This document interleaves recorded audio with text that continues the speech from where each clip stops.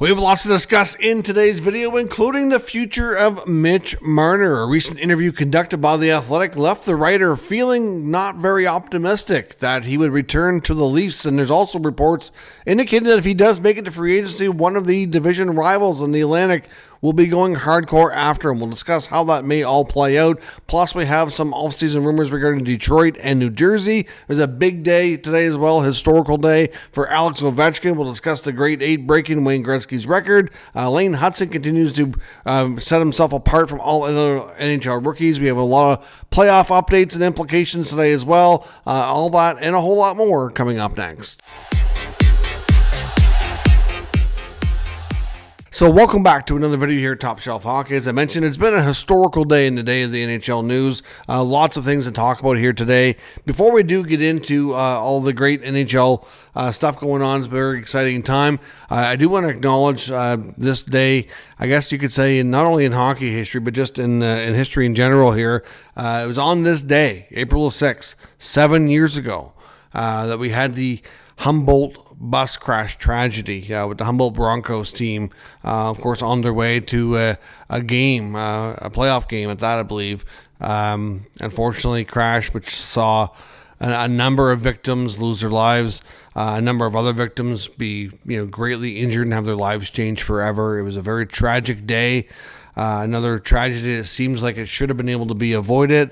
I remember seeing that news. It was such a somber and sad day. Not often you hear of an entire team being involved in such a bad accident, which resulted in so many casualties. It's not a common thing, but it certainly was a sad day. So I just wanted to acknowledge the 7-year anniversary of the Humboldt bus crash. I know there's some that have obviously survived and have been able to kind of make the most of the rest of their lives out of that, and obviously it's left many others impacted in so many ways. So I just want to acknowledge that 7-year unfortunate anniversary of that tragedy, and onto a better news story. Obviously it was a historical day. Not only was it a day of remembering the past, but it was a day of looking to the future, and Alex Ovechkin makes history today.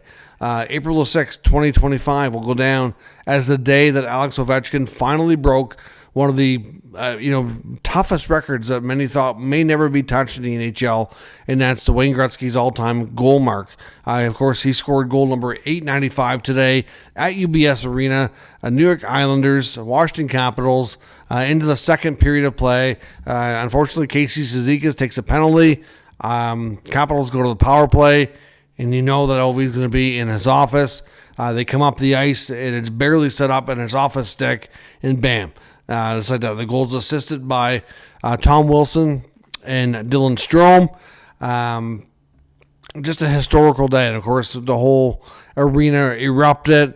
The team comes piling off the ice. And in a unique situation, which I've never seen before, at least not that I can remember, the NHL actually stops the game to celebrate this. It's not, we've seen other big milestones where they were given consent for the bench to empty out and go celebrate, whatnot. But it's usually that you don't see Gary Bettman, Wayne Gretzky, everybody come down to the ice, and you had basically another intermission here right in the middle of the second period to acknowledge this historical moment. So they certainly, like I said, been putting a lot of emphasis on it. They've been having camera crews following him around. Bettman and Gretzky and a lot of his Capitals alumni teammates have been following him around the last couple of games. And here we are. Ilya Sorokin will forever go down as being part of the trivia question of who was in net when Ovechkin broke the record. It's the first time that Ovi have ever scored on Sorokin as well. Had 7 prior matchups to today, and he had never gotten one by him. And a couple of quick things that were just kind of unique about the situation. Wayne Gretzky's, not his last goal was against the New York Islanders as well. Now, that wasn't the record-breaking goal. Of course, when Wayne Gretzky broke the record, he surpassed Gordie Howe, who had the record for quite a while before him at 802. So obviously that game was long before that. That was a number of years before that where he did that against the Vancouver Canucks and goaltender Kirk McLean. A couple days back when Ovi tied the record, I had mentioned in the video as a trivia question to leave your comments without cheating. In case you'd watched that and haven't gone through the comment section yet to find the answer is Kirk McLean, the Vancouver Canucks, is when when Wayne broke the record of Gordie Howe.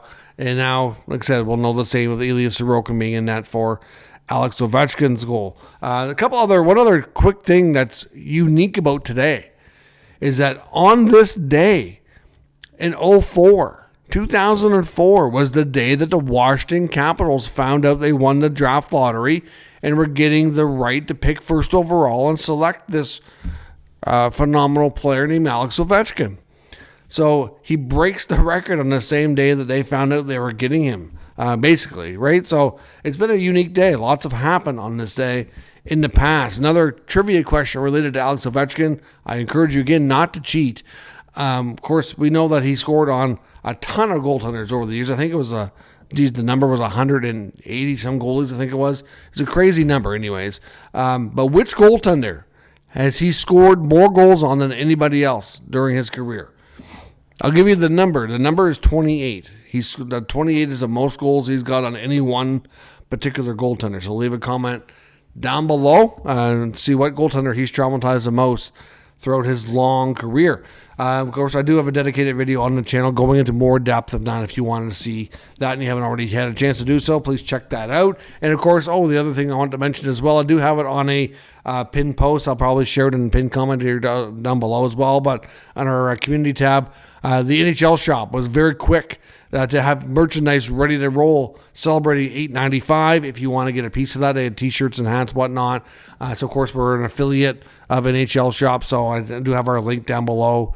If you want to check out the merchandise, it also supports the channel. We certainly very much appreciate it. Some other updates around NHL today, some injury updates mostly in roster moves here. The Minnesota Wild confirmed today that defenseman Jake Middleton would not play against the Dallas Stars today. He's out day to day. So he's going to be missing a little bit of time, which is bad news for the Wild, which are, in a decent spot, but they're certainly not real comfortable with the Flames breathing down their neck for the final wildcard spot in the Western Conference. The LA Kings today confirmed that one of their top goalie prospects, Carter George, who's now done with his junior season, has been reassigned to spend the rest of the time in the American Hockey League. The Capitals, of course, today confirmed Alexei Protas is out week to week, so that was worse news than they were expecting. He is going to miss some time. I don't know if there's concern he could be out to start for the playoffs or not, but he is going to be out for at least a week or two, which is not good news there. The Blues recalled Dalibor Dvorsky. The Utah Hockey Club have returned Kyler Yamamoto back to the minor leagues. The Edmonton Oilers are, of course, waiting on a number of players, but especially Connor McDavid. Of course, Draisaitl's out again as well. McDavid is targeting midweek, so we could see him, I believe, on Wednesday was the most likely, but of course things can always change. But he's been skating and looking good. And Ottawa captain Brady Tkachuk did skate today for the first time. He will be traveling with the team. He's expected to skate tomorrow, and then tomorrow they'll be traveling to Columbus for their final road game of the season. Not guaranteed that he's going to play, but he's expected to skate and travel. If all goes well, maybe he plays. If not, it shouldn't be long after that. Nick Cousins also traveling with the team, been skating. I think it'd be a little bit longer on Cousins, but he is getting closer to returning as well. As I mentioned, lots of action here today. When it comes to playoff implications, you could say, very big day in both conferences. In the Eastern Conference, some early action, of course. We said the Senators had a second consecutive matinee. They're on a back-to-back.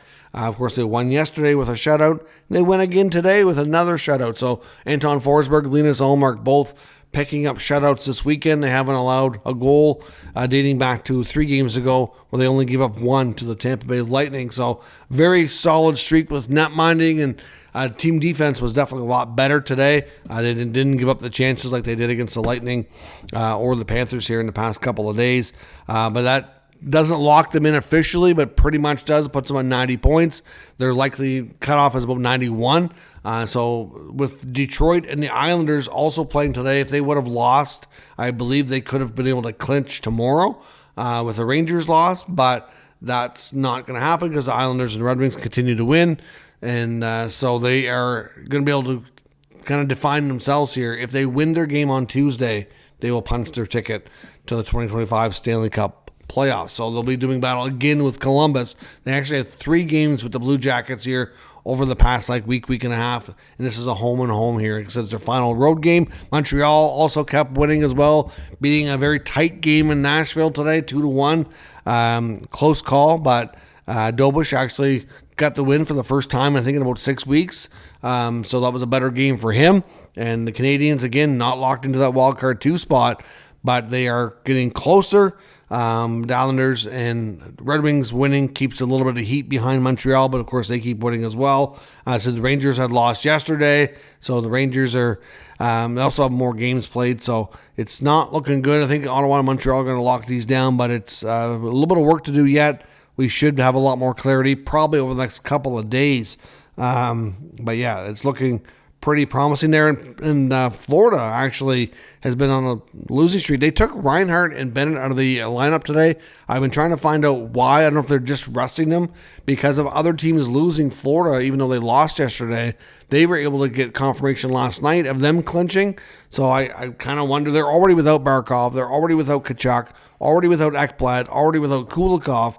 And then Bennett and Reinhart out today. I'm surprised that the Red Wings didn't beat them by a bigger margin. It was only a 2-1 game. And not only that, they played their backup goaltender on a back-to-back. So you couldn't have asked for a better scenario for Detroit. But it seems weird. I know I heard some saying, are they trying to lose? Do they want Ottawa to catch them? Because now there's only a 2-point gap between the Sens and the Panthers. I mean, everybody kind of, for the most part, I think, is kind of rooting for a Battle of Ontario playoff series. And if Ottawa catches Florida, it could end up being different. It could be Ottawa-Tampa. Is Florida trying to lose so they can play the Leafs? Is it a battle of who wants to play Toronto more and avoid Tampa? I mean, they do match up better with the Leafs. There is that, although it's just kind of weird here. There's still enough games down the stretch here. We'll have to see where it goes. In the Western Conference, Minnesota, of course, had a big game with Dallas and picked up a much-needed 2 points. Went to overtime. So that was huge. The Flames, like I said, are still putting a lot of pressure on them. Vancouver's playing Vegas tonight. Not as much action in the Western Conference today as there was in past days. But, obviously the St. Louis Blues are pretty safe right now. Minnesota, I think, is the only team that's kind of a little bit in trouble, and that was a much-needed win for them today.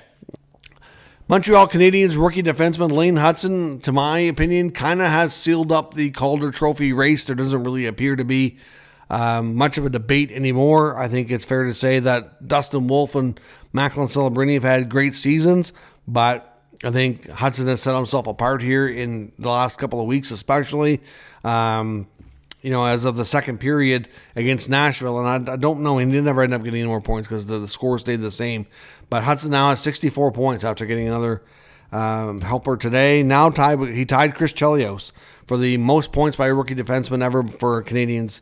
Rookie D-man. So he just continues to be phenomenal when it comes to helping drive the offense with his team and setting records and whatnot. So, and he's only a rookie. He's only going to get better.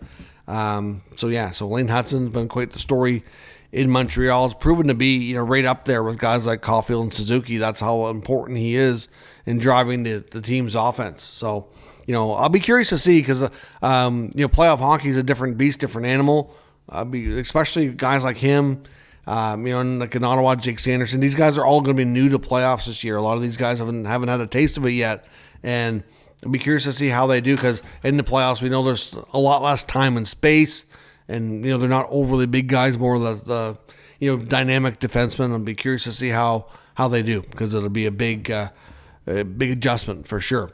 But not to say they can't overcome it. They've already done quite well in their young careers here. Some rumors for the offseason. We're going to take a look at a couple of things. A big one out of Toronto, Marner, that we'll look at here in a minute. But I've seen some speculation today on Dougie Hamilton and the New Jersey Devils. Now, right now, they're just trying to get him back. There's a possibility he makes it back by the end of the regular season. Maybe he's available for playoffs. But there's some that think that his future with the club beyond this year is in question, mainly because he's been proven to be a bit. You could say that he's just missed a lot of important games. They haven't been able to rely on him because of the injuries. And while we know that they have a lot of promising young defensemen between Nemec and Casey coming up behind him, they did some free agent signings last year, committing money to guys like Pesce and Dillon, and Kovacevic got extended by a few years. For these young rookies, like when it comes to Nemec and Casey specifically, it's going to be tough for them to get a full-time spot without somebody going. Or are they going to end up asking for a trade because they're not getting the opportunity that they feel they've earned and deserve? And that's been a talking point on the Devils really for a good chunk of this year. And this is the first I've seen of, maybe they move on from Dougie Hamilton now. It's not going to be that simple. For one, he makes a ton of money. He still has a decent amount of term on his contract, and he has control because he does have trade protection. So they can't just move him anywhere. They would need his consent.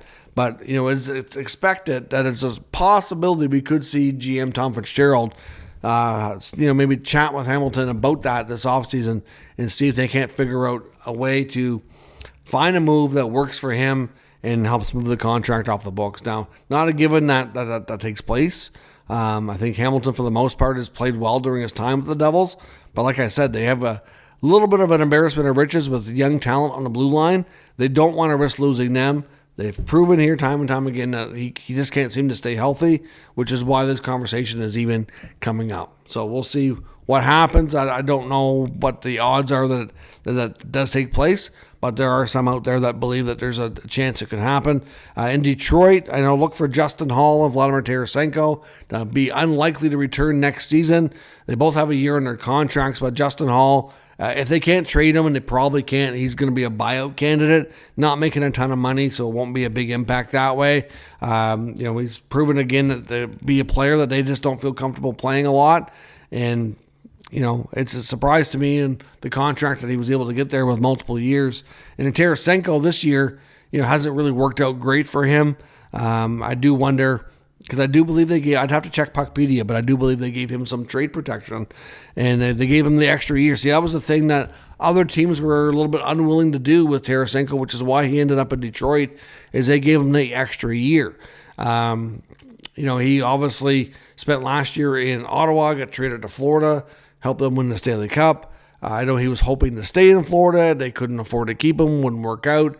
At least they couldn't come to terms. And I know that there was some wondering if he would return to Ottawa because he did do well with the Sens last year. I'm not sure if they seriously considered it or not, but I know that there's no way they were going to give a second year, which is why it probably never went too far, even if they had the initial convos or not. They obviously went in a different direction, getting some different players, and it's worked out well for them. But, the Red Wings are probably going to be looking to figure out a way to find a better situation for Tarasenko and for the team to move on. It's probably going to have to work with him because I do believe they gave him some trade protection. But those are expectations for the Red Wings. I expect a lot out of Detroit and Yzerman to be figuring out how to move this team forward going into next year. Now, Mitch Marner and his future. I want to take a look at this. There's a recent interview that he did with Jonas Seigel, The Athletic. And, of course, Jonas knows this team very well, has been covering them for a long time.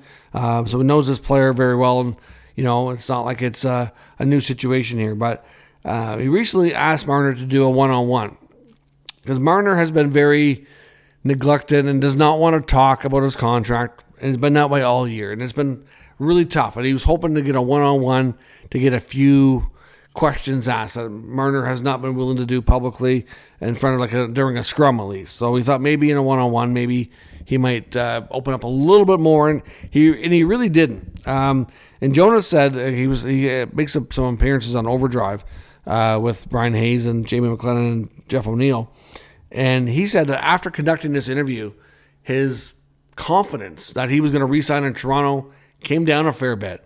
Kind of putting it now about 50-50. He would have thought before that, Mitch wants to be here, and as much as he's going to be expensive, the Leafs will figure out a way to do it. And, whatever rising cap situation, they're going to make a good offer here. But he was given plenty of opportunities with the questions that they kind of lobbed some softies at him, trying to give him a chance to say, I hope to sign a long-term deal in Toronto, or I really want to be here. I hope it works out. You don't have to go into the contract specifically, but you can say some encouraging words that make the fan base feel like I want to be here. I hope to be here. And I hope it works out. Something along those lines. And he had multiple chances and he never bit. He never took it. Basically kind of reiterating over and over again, I'm just here to play hockey, basically. It was kind of crazy in that sense. Even asked him, because we knew about the trade request at the deadline. And this is not a rumor. This is confirmed. And Marner's been asked about this multiple times, never denied it. And we have enough insiders confirming it that I think we can take it as truth that Mitch Marner was asked by the Maple Leafs at the trade deadline, would you waive your no-move clause? We have a serious offer where we might be able to get Mikko Rantanen, but you would have to be willing to depart. So, they kind of posed a question like, how did that make you feel? Did it impact the relationship? And all that. And again, he really wouldn't say a lot. So there are people out there that think that, he might be tired of the market and all the circus that comes with it when it comes to the high level of media scrutiny and just how much of a, focus you're in. And not to say that you're going to go, there's a lot of teams you can go to where you're not exactly going to fly under the radar, but it's not exactly going to be as hype as Toronto with it being his hometown team. And just, how crazy the media can be there. And of course, it's such a huge fan base. It's, it's expected, right? There's a lot of markets, even in the States too. There's some that you can't really fly under the radar, but it might be a different feel. I'm not sure. But, it's at the end of the day here, trying to figure out what the odds were that he's going to stay and kind of, where to judge this. And it just really didn't give him anything.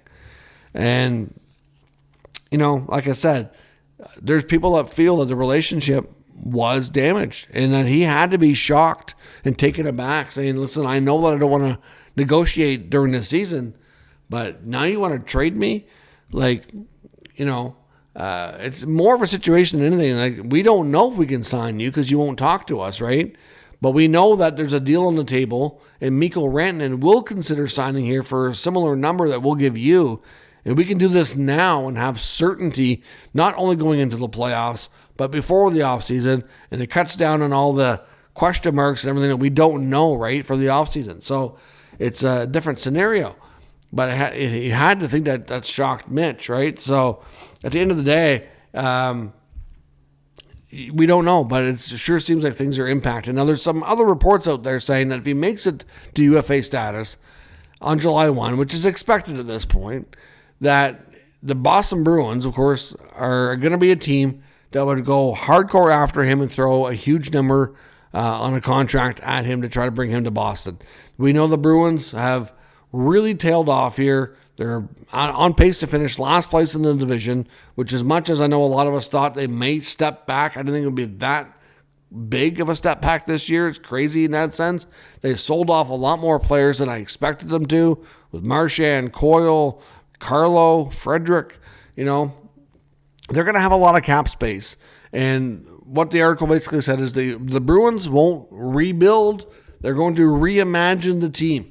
And they'll probably continue to tinker like they did at the deadline. And they're going to have, like I said, a lot of cap space at their fingertips. And why not bring in a top player to kind of reignite your team and to start down a new path and to see if you can get back to being more competitive, more respectful, and being a playoff team again. Could Marner gel extremely well with Pasternak? That's a real possibility. Pasta's a sniper. Mitch is a playmaking winger, one of the best in the league. You still have Elias Lindholm. Is he a top centerman? Is he more of a number two? I don't know. But at the end of the day, he would be a huge addition there. There's no doubt about it. So, could that be a possibility? Will the Bruins be a real thorn in the Leafs' side and trying to bring him out of Toronto down to Boston? It wouldn't shock me. I don't expect the Bruins to rebuild, and I do expect that Cam Neely and Don Sweeney are going to be aggressive with whatever options are at their fingertips, and there's just not going to be a ton of huge names out there that they can really go after, at least in this method. At least they don't have to give up assets, right? Whereas in a trade, you do. So it's going to be a lot more tricky. But would Marner go to Boston? Is the relationship damaged over him being asked to waive his no-trade clause at the deadline for that Mikko Rantanen deal? Did that change things? And is there, what are the odds that he goes back? Let me know what you think down in the comments. Of course, don't forget the trivia question I mentioned earlier in Alex Ovechkin. Don't cheat. Don't use Google. Give me your thoughts based on your memory and your knowledge in the comments. We'll discuss further. If you're new to the channel, of course, make sure you subscribe and stick around. We'll keep you up to date with all the news, rumors, and analysis of all 32 NHL teams. Thanks for watching, and I will catch you next time.